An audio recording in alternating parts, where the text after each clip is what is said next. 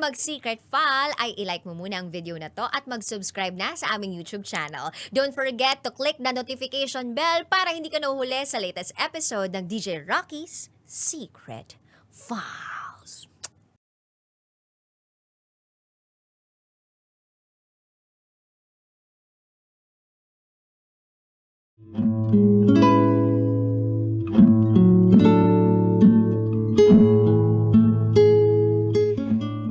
And now, it's time for DJ Rocky's Secret Files.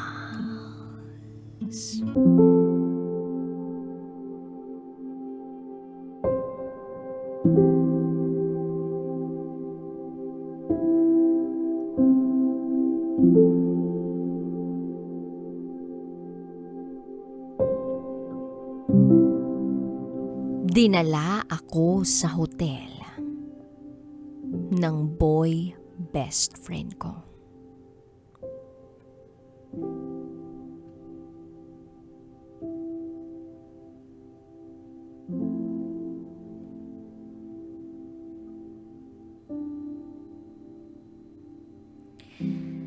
Hi DJ Rocky.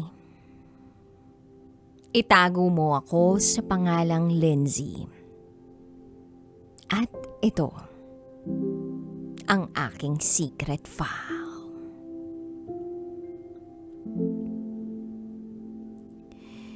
Year 2016, nung nakilala ko ang boy best friend ko na itago natin sa pangalang Leng.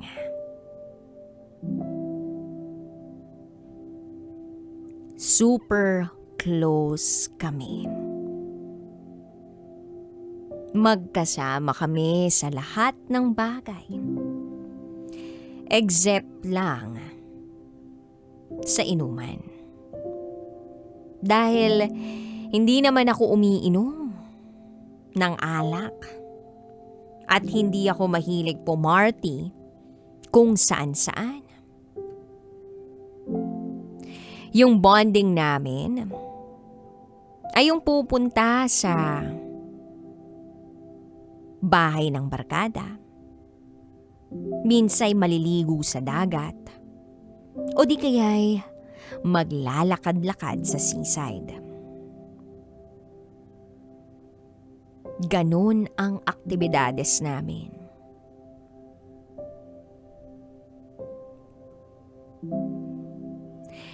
We really became super close. At masasabi kong mahal na mahal ko siya bilang isang kaibigan.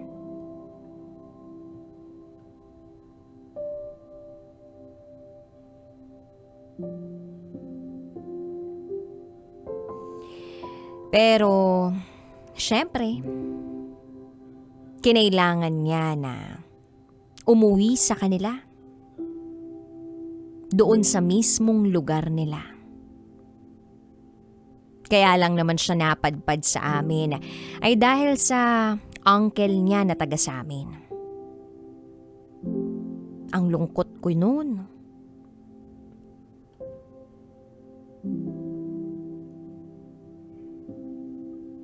So hindi na kami nagkaroon ng moments together. Year 2018 yun. Then nabalitaan ko nasa Maynila na siya. Year 2019, nagpunta naman ako sa Luzon. As usual, gaya rin ng iba, makikipagsapalaran sa buhay. Hindi naman ako yung tipo ng tao na ang goal ay makapagtapos ng pag-aaral. Pero syempre, naisip ko rin naman na hindi naman po pwedeng mga tulong ako habang buhay.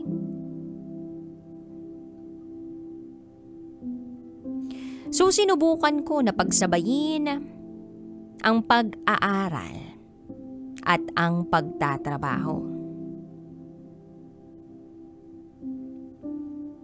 Third year student ako, taking Bachelor of Science in Information Technology.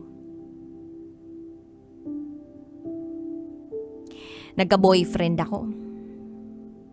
Naitago natin sa pangalang Alex. Kahit ang dami kong ginagawa, nakuha ko pang lumandi, no? Palibhasa, ito kasing si Alex.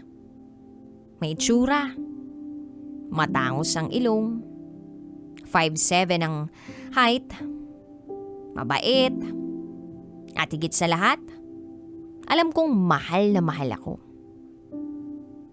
Ramdam ko kung gaano niya ako kamahal. Ganon din naman ako sa kanya. Actually, kaklase ko nga siya eh.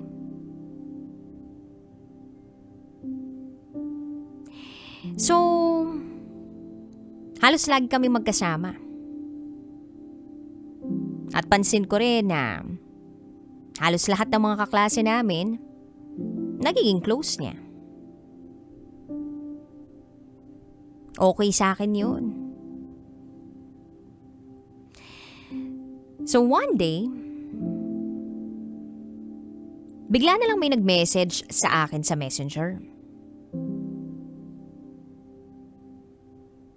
Si Leng. Yung best friend ko. At ang sabi, Lynn, kumusta ka na? Pasyal naman tayo. Matagal na akong di nakakagala. Then I replied, eto okay naman. Saan ba? Sumagot siya ng, hindi ko alam. Ikaw, baka may alam kang place na magandang puntahan. Sabi ko, ay, wala masyado eh. Tagal ko na dito sa Luzon eh, hindi pa ako nakakagala. Kaya wala ako masyadong alam na magandang puntahan. Tapos sabi niya, gala na lang tayo. Or rides. Bahala na. Sige, bibihis lang ako. At susunduin kita dyan. Yun ang sabi niya. Pumayag ako kasi tiwala ako sa kanya. Kasi pakiramdam ko, kilalang kilala ko na si Leng.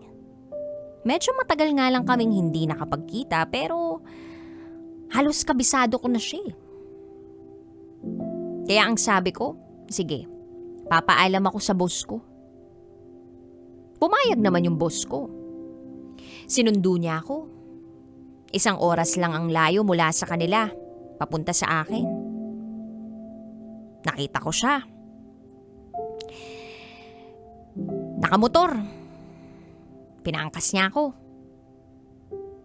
And by the way, DJ Rocky, gusto ko lang sabihin na nagsabi ako sa boyfriend ko.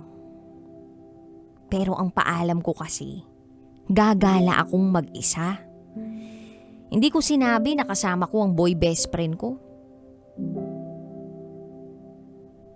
Pero okay lang. Wala namang mali siya eh. Kaya in-enjoy ko yung rides. Nasa biyahe kami. Ang saya-saya ko kasi finally feeling ko nakalabas ako sa hawla ng mga kabayo. Nagkaroon ako ng pakiramdam na kaginhawaan. Para bang nakakawala ng stress. Then after 30 minutes ng paglalakbay, tinanong ako bigla ni Leng, kumain na ba ako? Sumagot ako ng hindi pa. Sabi niya, tara kain muna tayo. Nilibre niya ako ng pagkain. Busog na busog ako, DJ Rocky. Tas after namin kumain, di umangkasuli ako sa kanya. Sabi niya, Linz, nakaramdam ako ng antok. Buong maghapon kasi akong nagtrabaho, wala pa akong pahinga. Sabi niya, kailangan niya raw makatulog. So ako naman, pagdating sa ganung bagay, gugustuhin ko rin na makatulog siya for the sake of our safety. So may nadaanan kaming hotel, kaya nag-inquire siya. Meron pa raw available na slot, kaya nakapasok kami. Pero walang-wala sa isip ko ang mga sumunod na pangyayari. Pagkapasok sa room, nilock niya ang pinto at saka humiga. Ako naman umupo lang sa kama. Tas nag-cellphone. Sabi niya, kailangan ko raw matulog. Pagkatapos ng ilang minuto, naramdaman ko na lang na palapit siya sa akin. At bigla na lang niya akong niyakap. Sabay halik sa labi at leeg.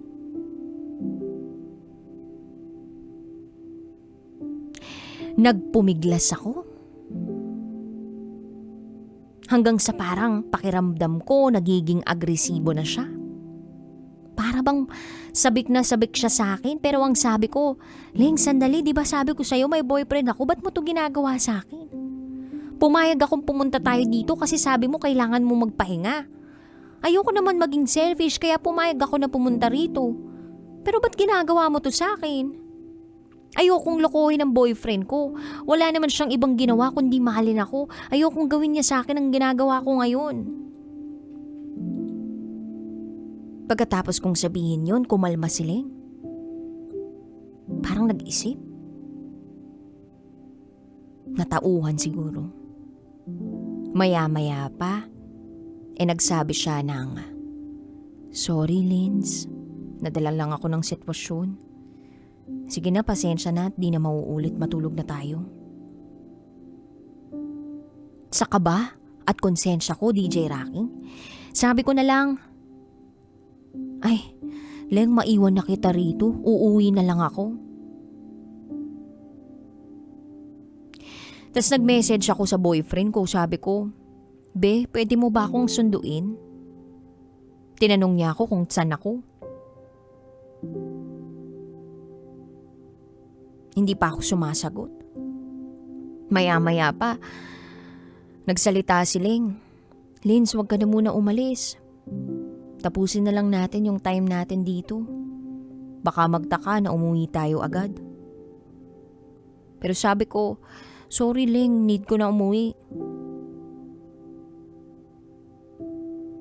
Tapos sabi niya, "Sige, kung uuwi ka, ihahatid kita."